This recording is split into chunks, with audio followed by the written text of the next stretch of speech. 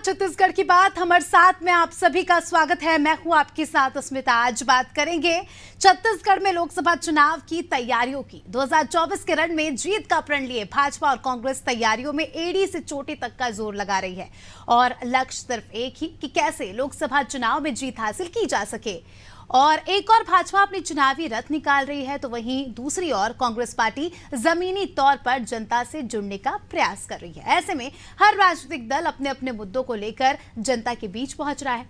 भाजपा अपने रथ से 10 साल की मोदी सरकार की उपलब्धियों को लेकर जनता तक पहुंच रही है, तो कांग्रेस की अगर बात करें तो कांग्रेस के रथ पर महिला सुरक्षा, बेरोजगारी, महंगाई, गरीबी की मार और अत्याचार जैसे कई मुद्दे सवार है। अब ऐसे में देखने वाली बात यह है कि क्या लोकसभा चुनाव में मोदी मैजिक छत्तीसगढ़ में कितना काम आता है और जो मुद्दे भारतीय जनता पार्टी जनता के बीच लेकर जा रही है वो कितने कारगर साबित होते हैं। वहीं दूसरी ओर कांग्रेस पार्टी जो विपक्ष की भूमिका निभाते हुए सत्ता पक्ष की नाकामियों को गिना रही है, उस पर जनता कितना भरोसा कर पाती है। आज चर्चा इन्हीं सवालों के इर्द गिर्द, लेकिन उससे पहले सुन लेते हैं कुछ राजनीतिक प्रतिक्रियाएं। भारतीय जनता पार्टी तो सबका साथ सबका विकास इस मूल मंत्र को लेकर चलती है। आज पिछले 10 सालों में नरेंद्र मोदी जी के नेतृत्व में भारतीय जनता पार्टी की सरकार ने आम लोगों के जीवन में परिवर्तन लाने का काम किया है। गांव, गरीब और किसान के कल्याण किए हैं। माताओं बहनों के सशक्तिकरण के लिए योजना बनाकर काम हुआ है। कितनी उपलब्धियां हैं पिछले 10 सालों की। और कांग्रेस के जमाने में क्या हुआ है ये हम सब ने देखा है कि 2014 से पहले देश के क्या हालात थे, क्या दुर्दशा कर रखी थी इन्होंने। और छत्तीसगढ़ में 5 साल में इन्हें जब मौका मिला तब क्या दुर्दशा छत्तीसगढ़ की। केवल घोटाले और भ्रष्टाचार, विकास के सारे काम अवरुद्ध। छत्तीसगढ़ को बदहाल करने का काम 5 साल में राज्य में कांग्रेस की सरकार ने किया। भारतीय जनता पार्टी के पास दरअसल अपने पुरुषार्थ पे, अपने सामर्थ्य पे जनता के बीच जाने का कोई साहस नहीं रहता है। यदि भारतीय जनता पार्टी को मोदी जी के 2 कार्यकाल के बाद विपक्षी दल के नेताओं का चरित्र खराब करके उनके ऊपर आरोप लगा के चुनाव में जाना पड़ रहा है, यह भाजपा की या मोदी की सबसे बड़ी असफलता है। मोदी जी के 10 साल के कामों को बता के वोट मांगने का साहस दिखाएं। महंगाई कितना कम किया, गरीबी कितना कम किया, कितने लोगों को रोजगार दिया, किसानों की आय कितने प्रतिशत बढ़ाया, इन सारे विषयों पे जनता के बीच में जाने का भारतीय जनता पार्टी के अंदर में साहस नहीं है। तो चलिए इसी के साथ इस पूरे मुद्दे पर चर्चा करने के लिए हमारे साथ कुछ खास मेहमान पैनल पर जुड़ चुके हैं। आपका परिचय उनसे करा देती हूँ। बीजेपी प्रवक्ता प्रवीण साहू जी हमारे साथ जुड़ चुके हैं। कांग्रेस से जावेद खान जी हमारे साथ जुड़ चुके हैं। साथ ही वरिष्ठ पत्रकार कौशल स्वर्णबेर जी भी हमारे साथ चर्चा में जुड़ चुके हैं। सभी मेहमानों का बहुत बहुत स्वागत है अनादि टीवी में। अब कौशल जी, सबसे पहले आपसे ही समझना चाहूंगी, आगामी समय में लोकसभा चुनाव है, तारीखों की घोषणा हो गई है। अब जहां एक और बीजेपी ने अपने सारे प्रत्याशियों की सूची जारी कर दी है, तो कांग्रेस कहीं ना कहीं पीछे नजर आ रही है। ऐसे में अगर हम चुनावी मुद्दों की बात करें तो आपको क्या लगता है छत्तीसगढ़ में इस बार लोकसभा चुनाव के लिहाज से कैसा माहौल बनने वाला है और कौन से मुद्दे इस बार हावी हो सकते हैं? अस्मिता जी, निश्चित तौर पर जब चुनाव आते हैं तो सबसे अहम पॉइंट होता है कि किन मुद्दों को लेकर हम जनता के बीच जाएंगे। रही बात कांग्रेस और भाजपा की, तो भारतीय जनता पार्टी आप देख रहे हैं कि मोदी की गारंटी को लेकर पिछले कई साल से लगातार काम कर रहे हैं। और पिछले 2-3 महीने में आप देखेंगे कि मोदी की गारंटी को लेकर जिस तरह उन्होंने प्रचारित किया है और केंद्र सरकार की जितनी योजनाएं हैं उसको लेकर वो जिस तरह से मुखर रहे हैं और लोगों के बीच जाकर, आज देखेंगे आज आज़ादी का अमृत महोत्सव मनाया गया, उसके तहत केंद्र सरकार की जितनी योजनाएं थी उनको लोगों के गांव-गांव तक पहुंचाया गया। इसी प्रकार आप देखेंगे कि छत्तीसगढ़ में जिस तरह उन्होंने महिलाओं को महतारी वंदन योजना का पैसा दिया, किसानों को जो कर्ज माफी की बात तो नहीं, लेकिन जो बोनस, बकाया बोनस तो वो दे, 31 रुपए क्विंटल की बात थी, उसमें से जनता की राशि थी वो दी।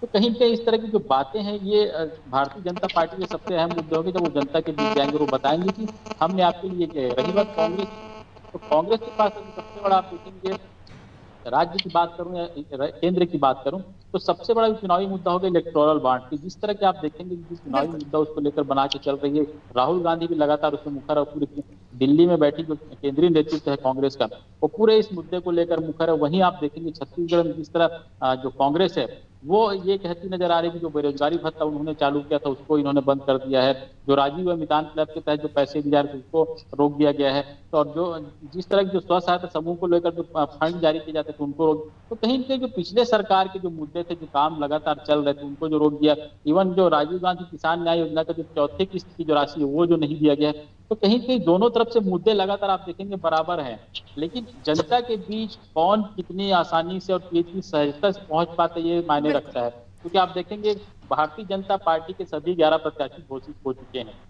वहीं आप कांग्रेस की बात करें तो उसके अभी 5 प्रत्याशी के नाम आने बाकी है, तो कहीं कहीं मुझे ऐसा लगता है कि कांग्रेस को इसमें बल्कि स्टैंड लेते हुए पहले अपने प्रत्याशी की घोषणा करनी चाहिए, क्योंकि यहाँ पर वो विपक्ष में है।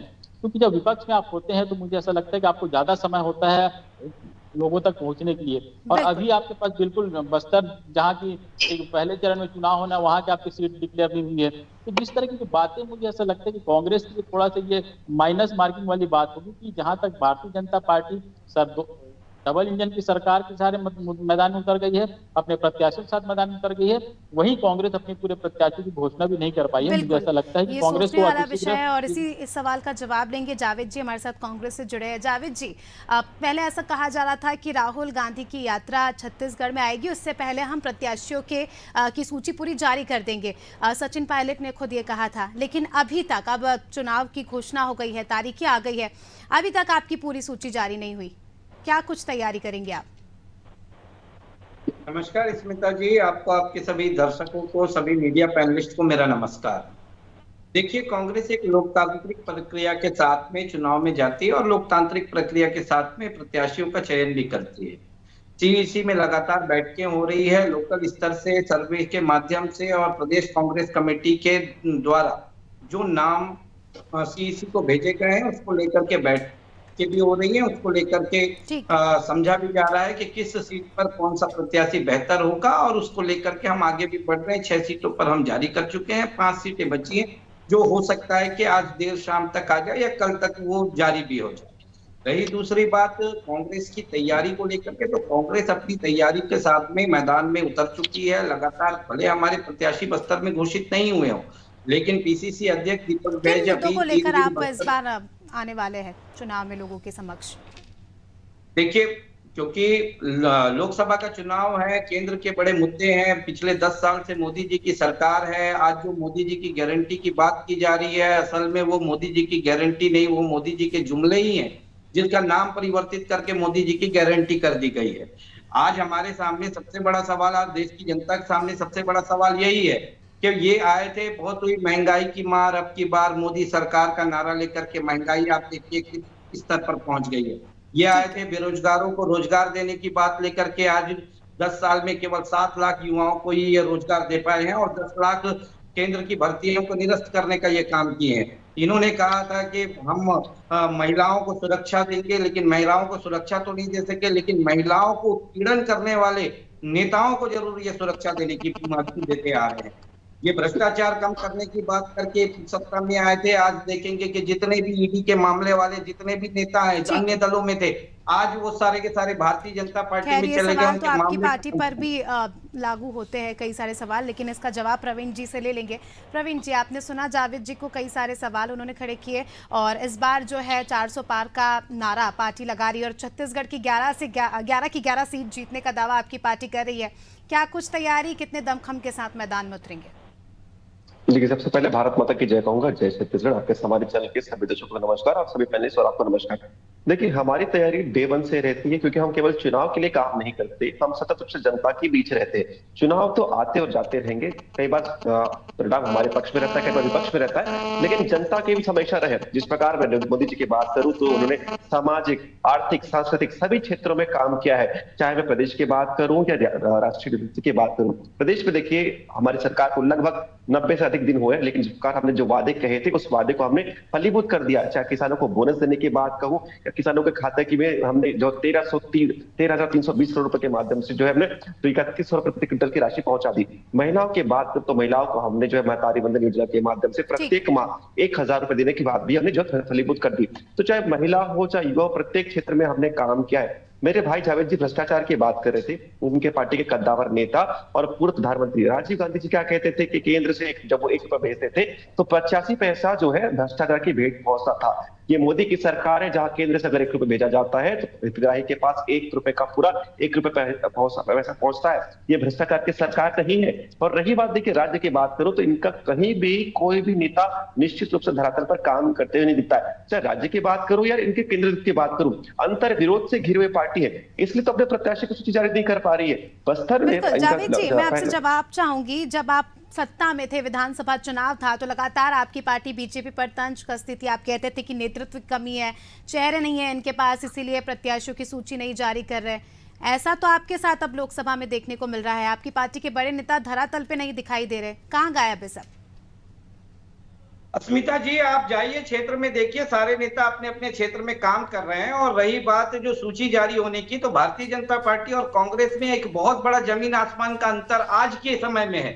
भारतीय जनता पार्टी में लोकतंत्र खत्म हो गया है। 2 नेता तय करते हैं किसे चुनाव लड़ाना है और सारे नेताओं की बोलती बंद हो जाती है, उसे मानना पड़ता है। अगर आप बस्तर की बात करें तो बस्तर में सुनिए अगर आप बस्तर की बात करें तो बस्तर से भारतीय जनता पार्टी ने ऐसे व्यक्ति को टिकट दिया जो भारतीय जनता पार्टी का प्राथमिक सदस्य भी नहीं है, जबकि बस्तर में 8 से 10 आदिवासी कद्दावर नेता हैं, लेकिन उनको छोड़ करके नया व्यक्ति लेकर के आए। आपकी तो सूची भी नहीं आई ना, वो किसी को भी दे, वो उनकी पार्टी का आंतरिक मामला। हमारे यहाँ लोकतंत्र है और लोकतंत्र तरीके से सीईसी की बैठक में तय हो रहे हैं।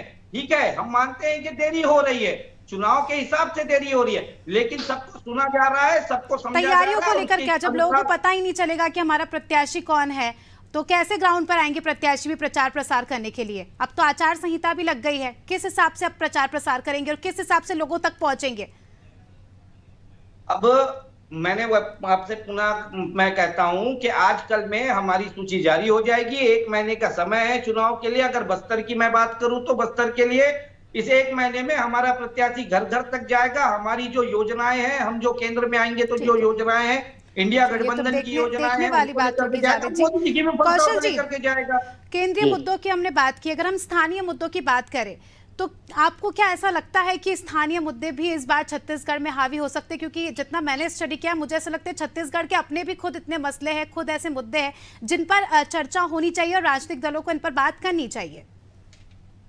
निश्चित तौर पर अस्मिता जी, इस बार के लोकसभा चुनाव में छत्तीसगढ़ में जो क्षेत्रीय मुद्दे हैं वो भी हावी रहेंगे। आप देखेंगे कल ही एक बड़ा ईओडब्ल्यू ने एक FIR फाइल किया भूपेश बघेल के खिलाफ। तो कहीं न कहीं जो भारतीय जनता पार्टी शुरू से मुखर रही है कि जो कोल स्कैम, रेत घोटाला और जो ऑनलाइन सट्टा घोटाला का लोग जिस तरह से आरोप लगाते रहे, उसमें उसके बाद जो FIR जो दर्ज किया गया, कहीं कहीं एक बैठे बिठाए भारतीय जनता पार्टी को मुद्दा मिल गया। भले जो कांग्रेस के जो नेता है वो ये कह रहे हैं कि जानबूझकर इस तरह की जो धाराएं हो लगाई गई है और ये क्योंकि राजनांदगांव में वो कमजोर पड़े थे, इसलिए हमको हराने की इस तरह की चाल चली गई। लेकिन कहीं न कहीं जो स्थानीय मुद्दे हैं, चाहे नरवागढ़ और गुरुवाबाड़ी में आप देखेंगे उसमें भारतीय जनता पार्टी करप्शन के आरोप लगा रही है। राजीव मैदान क्लब में जो पैसे बांटे गए हैं उसमें वो किन खातों में गए, इसका खुलासा करने के लिए भारतीय जनता पार्टी ने विधानसभा में घोषणा कर दी कि हम इसकी जांच करेंगे। तो कहीं न कहीं जो पिछले 5 साल जो सरकार के जो कामकाज रहे हैं कांग्रेस सरकार के, उस पर भारतीय जनता पार्टी लगातार सवाल उठाती रही है और यही वजह है कि इन्हीं सब चीजों को लेकर वो मैदान में उतर रही है। और आप देखेंगे कल प्रेस कॉन्फ्रेंस में भारतीय जनता पार्टी लगातार इस मुद्दे पर हमलावर है कि जो ऑनलाइन सट्टा घोटाला हुआ है, बिल्कुल, तो उसमें कहीं कहीं जो सरकार से जुड़े लोग थे उनका हाथ है। वहीं आप कांग्रेस की बात करें तो कांग्रेस भी लगातार ये मांग उठा रही है कि हमने जो स्कीम चालू की थी, भारतीय जनता पार्टी के पास कोई ऐसी नई स्कीम नहीं है जो उसको आगे बढ़ा लेकर चले, क्योंकि हमारी जो स्कीम है उसको ही नाम बदल कर ये लॉन्च कर रहे हैं। तो कहीं कहीं दोनों ही तरफ से जो स्थानीय मुद्दे हैं, चाहे गांव की बात करें, गरीब की बात करें, किसान की बात करें, महिलाओं की बात करें, चाहे युवाओं की बात करें, तो कहीं कहीं दोनों ही जो स्थानीय मुद्दे हैं, मुझे ऐसा लगता है कि भारतीय जनता पार्टी और कांग्रेस इन मुद्दों के साथ धरातल पर उतर रही है। और आप देखेंगे भारतीय जनता पार्टी ने इसको प्रचार करना चालू भी कर दिया है। आप देखेंगे फेसबुक और सोशल मीडिया में ग्राफिक्स के रूप में जो प्रत्याशी हैं उनके जो कपले घोटाले हैं उनको आरोप लगाते हुए उनके ग्राफिक्स तैयार करके सोशल मीडिया में प्रचारित किया जा रहा है। वॉर कहीं ना कहीं हम कह सकते हैं कि शुरू हो गया है। प्रवीण जी, जिस प्रकार से हमने देखा विधानसभा में भी मोदी जी के चेहरे पर बीजेपी ने चुनाव लड़ा, लोकसभा में भी आप मोदी जी की योजनाओं को लेकर घर घर तक पहुंच रहे हैं, तो ऐसे में सवाल यही कि कहीं ना कहीं बीजेपी यहाँ पर स्थानीय मुद्दों को छोड़ रही है। छत्तीसगढ़ के खुद के भी ऐसे स्थानीय मुद्दे हैं जिन पर भारतीय जनता पार्टी बात करते नजर नहीं आ रही है। देखिए, लगातार हमने राष्ट्रीय मुद्दों के साथ साथ अपने राज्य के मुद्दों पर भी काम किया है। जैसे देखिए, जैसे हमारी सरकार बनी, हमने राज्य जो हमारे मोदी की गारंटी की बहुत सारे वादे पूरे कर दिए। लेकिन ये बताइए, जिस प्रकार अगर हम देखें, चाहे मोदी जी के नेतृत्व के माध्यम से, चाहे प्रदेश हो, देश में पूरे विकास की बात हुई है। अगर आप रायपुर की बात करें तो जो टाटीबंध का फ्लाईओवर इतने वर्षों से पेंडिंग था, क्यों पेंडिंग था? क्योंकि निश्चित रूप से जब जी जिस जी वही बोल रहा हूँ, चाहे राजकीय विषय हो चाहे राज्य विषय हो, प्रत्येक क्षेत्र में भारतीय जनता पार्टी धरातल पर काम करते आई है। राज्य की बात कई कर सारे मुद्दे हैं जिन पर ऐसा लगता है कि पार्टी में काम नहीं हो रहा है। नक्सलवाद सबसे बड़ा मुद्दा, जब आपकी सरकार थी 15 साल, तब भी आप नक्सलवाद को खत्म करने की बात करते थे, और अभी जिस प्रकार से खबरें सामने आ रही है, आपकी ही पार्टी के नेताओं की हत्या कर दी जा रही है नक्सलियों द्वारा, और नक्सलवाद लगातार बढ़ रहा है। इस पर कहीं ना कहीं हम कह सकते हैं कि फेल नजर आ रही है पार्टी। देखिए, फेल नहीं कह रहा, फेल कहना गलत होगा। नक्सलवाद एक जटिल समस्या है, एक विचारधारा की लड़ाई है। कोई शत्रु ऐसा शत्रु है जो निश्चित रूप से छुपा हुआ है, लेकिन हमारे लोग हैं जो भटक गए हैं, तो उनको अपने राह पर लेकर आने में थोड़ा समय लगता है। और जो लगातार हमले हो रहे हैं, चाहे किसी भी व्यक्ति पर हो, मुद्दे पर बात करना चाहूंगी, युवाओं को रोजगार। लगातार ये मुद्दा मैं उठाते आई हूँ और आज भी वही बोलूंगी कि छत्तीसगढ़ के युवा पलायन करने को मजबूर है। क्यों? क्योंकि छत्तीसगढ़ में उतनी व्यवस्था नहीं है जिससे युवा वहां पर काम कर सके, रोजगार के अवसर नहीं है। उस पर पार्टी बात नहीं कर रही है, बहुत ही खेद का विषय है।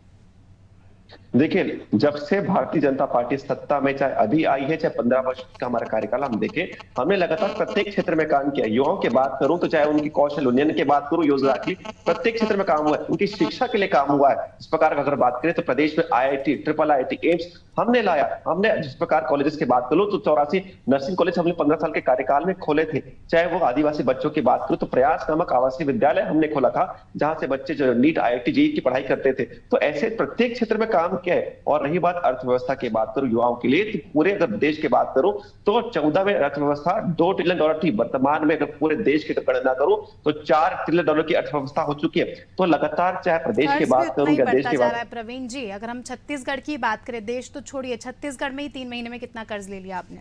इसका मैं उत्तर देता हूं। देखिए, पिछले 5 वर्षों में इन्होंने 50,000 करोड़ का कर्जा लिया था, और 15 साल में हमने 44,000 करोड़ का कर्जा लिया था। तो बताइए, 50,000 करोड़ का रुपए का उपयोग कहां हुआ? कहीं उपयोग नहीं हुआ। केवल उस पैसे का उपयोग गांधी परिवार के चरणों में। देखिए स्मिता जी, ये अभी कर्जे की बात कर रहे हैं। अगर हम कर्जे को अगर भूपेश सरकार की आप देखें तो एवरेज 8,000 करोड़ रुपए प्रति वर्ष कर्ज लिया गया। ये 3 महीने की सरकार में 13,000 करोड़ रुपए का 15 साल में हमारा एवरेज 3,000 करोड़ था। 13,000, मैं बीच में नहीं बोला साहब, आप मत बोलिए। 13,000 रुपए का कर्ज ये ले चुके हैं। जिस रफ्तार से ये कर्ज ले रहे हैं उस रफ्तार से तो लगता है 1 साल के अंदर ये 30,000 करोड़ रुपए का कर्ज ले लेंगे, पहली चीज। दूसरी बात, ये कह रहे हैं कि ये 4 ट्रिलियन और 3 ट्रिलियन की बात करते हैं। अरे साहब, 25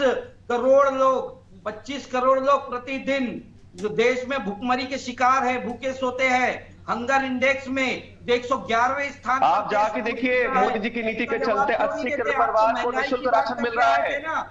आप लोग तो चावल घोटाला करते थे।